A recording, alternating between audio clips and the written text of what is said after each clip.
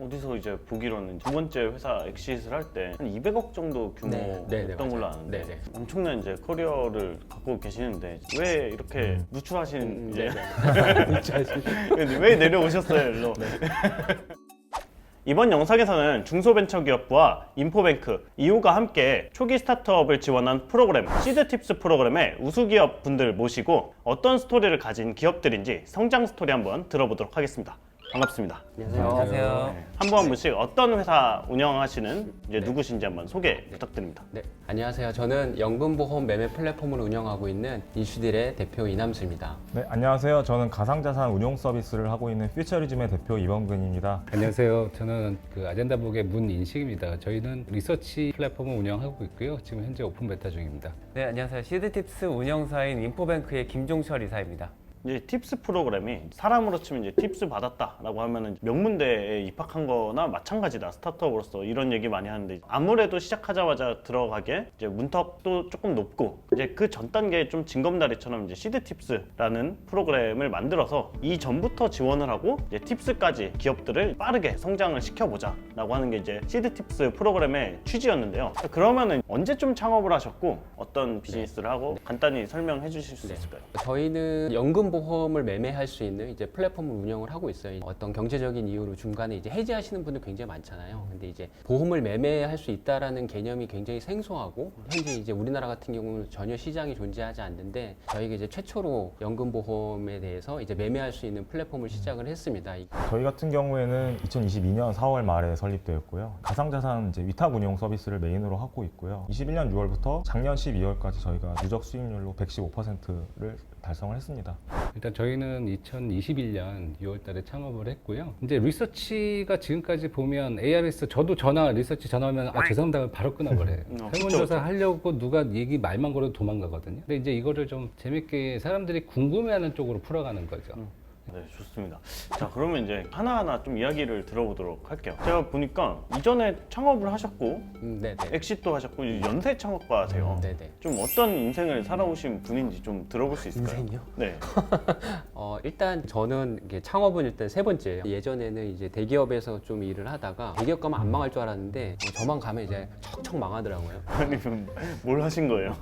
저는 아무것도 안 했어요. 그러니까 이제 잘 망하더라고요, 그냥. 그래서 두 번째 망한 기업에서 나와가지고 바로 창업을 했습니다. 대기업들이 네. 망하는 걸 보면서 네. 뭘 느꼈길래 무슨 네. 생각을 했길래 네. 그냥 창업해야겠다. 네. 첫 번째 회사가 경쟁자를 왜 이기지 못하는지를 전사 직원이 다 알고 있음에도 불구하고 서로의 업무 롤이 워낙에 촘촘하게 나눠져 있다 보니까 이것을 돌파하지 못하고 빠르게 뭔가 다른 거를 실행하지 못하는 그 더딤에 굉장히 놀랐고요. 두 번째 망한 회사는 인수가 됩니다. 이제 구글에 인수됐죠, 모토로라는. 그때 인수가 되면서 아주 일부의 직원만 구글 본사로 넘어가게 되고 나머지 직원이 이제 미국 회사답게 한 방에 이제 레이오프가 돼요. 한 방에 사람을 자르는 방식을 이제 제가 몸소 겪으면서 느낄 건 다 느꼈다. 창업밖에 갈 길이 없다 해가지고 창업을 했죠. 커뮤니티 카쉐어링 서비스를 운영했던 회사였는데 2년 반 정도 됐을 때 M&A를 했어요. 그게 끝나고 이제 바로 지금 이제 인슈디를 이제 설립하게 됐습니다. 엑시트를 할 때 한 200억 정도 규모였던 걸로 아는데 왜 이렇게 누출하신 이제 근데 왜 내려오셨어요, 일로? 저희가 영위하고 있는 사업이 아무래도 이제 핀테크 관련된 업이고 아이디어는 신박한데 야, 이거 나중에 격퇴 맞는 거 아니지 않냐, 법으로 가능하냐 안 하냐를 되게 민감하게 생각을 하시더라고요. 그래서 초반에 제가 회사를 설립하고 제일 빨리 하고 싶었던 게 금융위원회에서 주최를 하는 대회가 됐든 뭐가 됐든 일단 좀 상을 한번 받아보자. 금융위원회에서 상까지 줄 정도면 이거는 검증된 거 아니지 않아? 그런데 좀 출전을 좀 적극적으로 했고요. 시드팁스는 또 완전 또 다르잖아요. 기관 분들을 많이 만날 수 있는 기회가 또 제공이 되고 그런 측면에서 저는 참여를 하게 됐습니다. 여기 옆 건물에 토스가 있어요. 토스에서 이제 팝업 하나 이렇게 탁 띄우는 거죠. 네. 연금보험 지금 매매하면은 1억 2천만 원을 벌 수 있어요. 네. 하면 이제 사람들 이제 파란 버튼을 다 네. 막 누를 거거든요. 네. 토스 같은 회사가 이제 막 다 할 수도 있을 것 같은데. 네. 저희들만의 어떤 경쟁력이라고 생각하면은 어쨌든 지금 현재 없는 시장에 보험을 계약을 이전을 해야 되고 보험 이전의 권한은 결국에 보험사한테 있습니다. 그 얘기는 이제 보험사와 얼마나 두터운 관계를 형성하고 있는지 이런 것들이 굉장히 중요한 포인트가 될 거라고 생각을 하고 그래서 이제 저희가 이 시드팁스 기간에 매출이 일어난 것도 이제 보험사에게 저희가 이제 저희 서비스를 공급하면서 매출이 일어났고 이런 속도를 좀 빨리빨리 갈 수밖에 없는 기로에 있는 것 같아요. 아, 그렇네요. 퓨처리즘 이야기를 좀 들어봐도 괜찮을 것 같은데 여의도에서 이제 금융맨이셨다고 좀 들었어요. 일단 저는 첫 직장은 키움증권 거기서 연구원으로 한 2년 정도 근무를 했습니다. 그러고 나서 저는 한화 자산운용에서 2년 정도 있었고요. 파란자산운용에서 대체운용 팀장을 역임을 했습니다. 저는 원래부터 돈에 되게 관심이 많은 아이였고요. 어렸을 때부터 돈에 관심이 많다 보니까 주식 투자 이런 것들도 굉장히 좀 일찍 시작을 했고요. 대학교에서도 이런 강의 같은 것도 계속 듣다 보니까 그런 쪽으로 계속 빌드업이 된 것 같습니다. 근데 이게 어떻게 보면 이제 막 주변에 자산 운용사들 되게 많지만 이게 처음 시작을 어떻게 했을까 생각하면 되게 어려울 것 같아요. 믿고 돈을 맡겨야 되는데 젊은 사람이 자산 운용사를 하나 세운다는 게 그 과정이 엄청나게 어려울 것 같거든요. 좀 어떻게 해나가셨어요? 잘 아시겠지만 사실 저희가 4월 말에 설립하고 5월 달에 루나가 터졌습니다. 그래서 산업 전반에 대한 신뢰가 완전히 무너져 버렸고요. 생각해보면 이게 엄청난 기회였던 거예요. 왜냐면은 루나 사태로 인해서 정말 큰 회사들이 많이 무너져 버렸거든요. 그래서 저희가 비집고 들어갈 틈이 생겼던 것 같아요. 그래서 그 부분을 좀 적극적으로 어필했었던 것 같고요. 누적 수익률로 115%, 월간 단위로 최대 하락폭은 1.1%밖에 안 됐고요. 핵심 KPI 같은 경우가 이제 위탁 운용 규모. 그래서 저희 같은 경우에는 이 사업 기간 동안 이 수치가 약 4배 정도 늘어났고요. 과거 수익률이 좋다 보니까 투자자분들 입장에서도 당연하게도 관심을 가질 수밖에 없는 것 같습니다.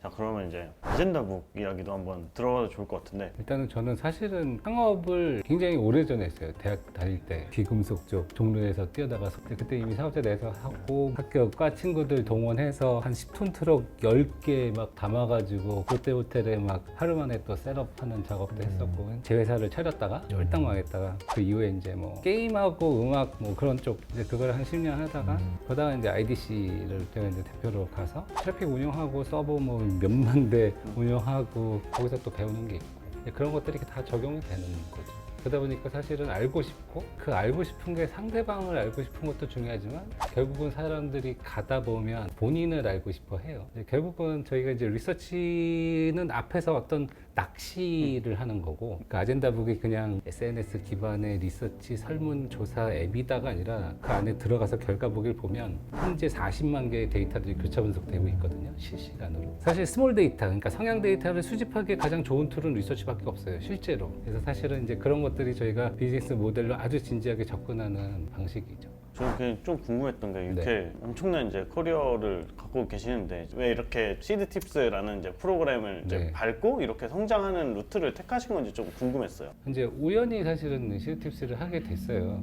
그랬더니 정말 많은 정보를 주시더라고요. 항상 외롭게 파이팅하면서 싸우고 근데 누구한테 지원을 받아본 적이 거의 없는데 이런 지원을 받으니까 사실은 굉장히 좋았던 것 같고 정말 제가 알고 있던 것들에 대해서 왜곡된 것들이 또 많이 바로잡혔고 다시 리프레시한 개념도 있었고 그래서 정말 좋은 기회로 활용을 했습니다.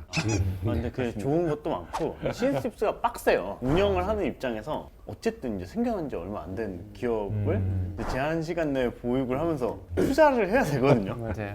그냥 뭐 초창배다 아니면 청년 창업 사관학교다 하면 이제 정부 지원금 딱 하면서 지켜보다가 투자를 하든지 말든지 하면 되는데 낭떠러지 이제 딱 떨어뜨려갖고 바닥에 도착하기 전에 투자해 약간 이런 느낌이라서 되게 팁스가 굉장히 좀 강력한 우리나라의 프로그램 있잖아요. 그 팁스의 강점이 사실은 운영사의 투자를 받고 정부의 지원을 동시에 받는 양쪽의 민간과 그런 공공의 그 장점을 이제 충분히 활용하는 건데 시드팁스도 마찬가지거든요. 저희는 이제 1억 원 이상 저희 인포뱅크 투자를 하고 배치 프로그램 통해서 최대한 빨리 성장할 수 있게 하고 그리고 그 이후에도 저희 포트폴리오 회사로 끝까지 저희가 지원을 하는 시리즈 뭐 A, B, C 나중에 이제 엑시트 할 때까지 그런 지원까지 저희가 끝까지 함께 한다는 게 좋은 장점이지 않을까?